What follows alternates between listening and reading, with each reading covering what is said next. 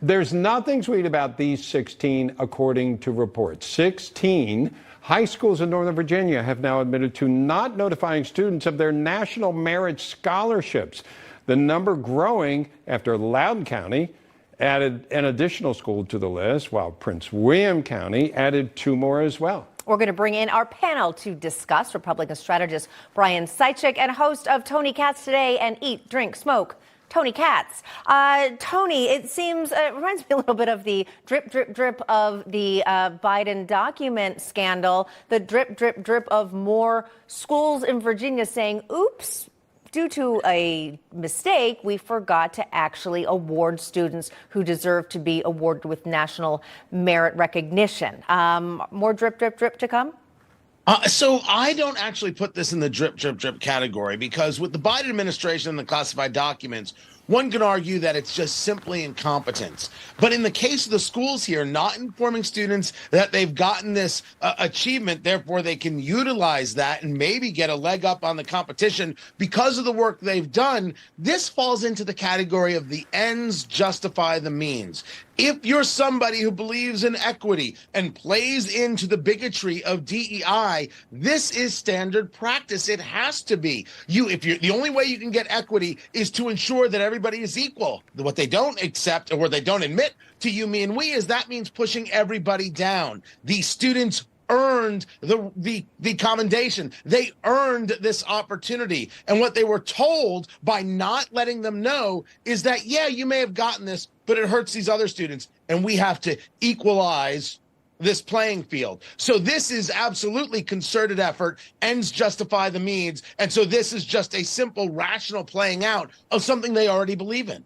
Yeah, and I believe they had a consultant that came in to talk about equity, Brian, about how to achieve equity in education.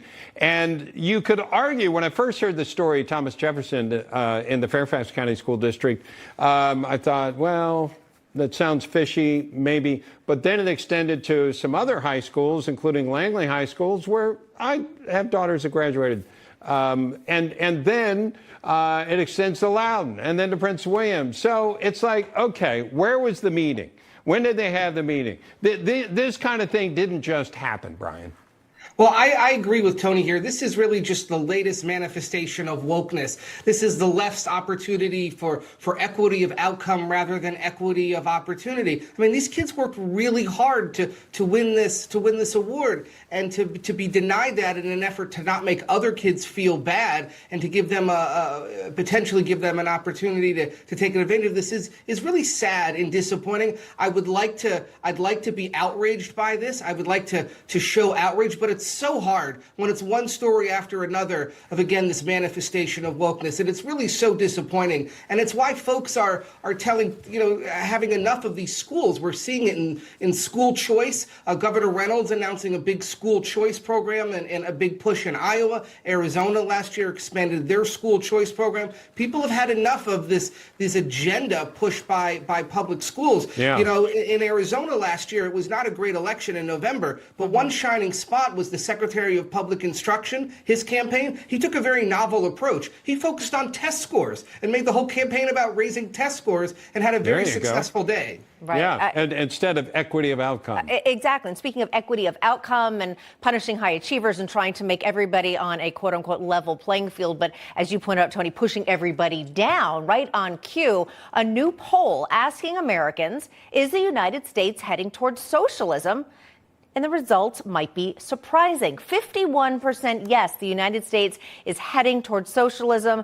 31% no, that 18% were unsure. You know what I want to know is how many people are okay with that? Yes. Because couldn't you answer yes, we're moving towards socialism, and no, we should not be doing it? Exactly. Whether we are or not, again, we don't know if people are like, that's a good thing or that's a terrifying thing. Tony, are you surprised that so many people polled say, yeah, we're moving that direction, whether they like it or not? I would like the polling question to ask, what does it mean to you? Yes. When we discuss socialism, what does it mean to you? But when you take a look at education as a whole in a conversation of what is it the colleges have been teaching kids for the past 30, 40 years, what has now matriculated down into high schools, in the middle schools, into elementary schools, what we saw over the last couple of years with parents getting involved in their kids' education, they seeded the education. They said, okay, we've got a school system, you go take care of it. And then they learned that the education was failing their kids. The parents got infuriated, and the parents, for being infuriated, got called domestic terrorists. When we talk about these changes that have taken place, and there were some really good highlights this year about school board victories all across the country, one of the other things we have to start doing is making sure that the money follows the student. The money belongs to the student and not to the system. Corey DeAngelis does excellent work on this conversation. The more the money goes to the student and doesn't go to the system, the more chances you have of creating a better system. But even that wouldn't change what ideological teachers and administrators and others that do exist out there did to these kids in Loudoun County and other places in Virginia in keeping this national merit information from them. Yeah. All right, Pam, we're going to have you two stick around. Lots more to discuss.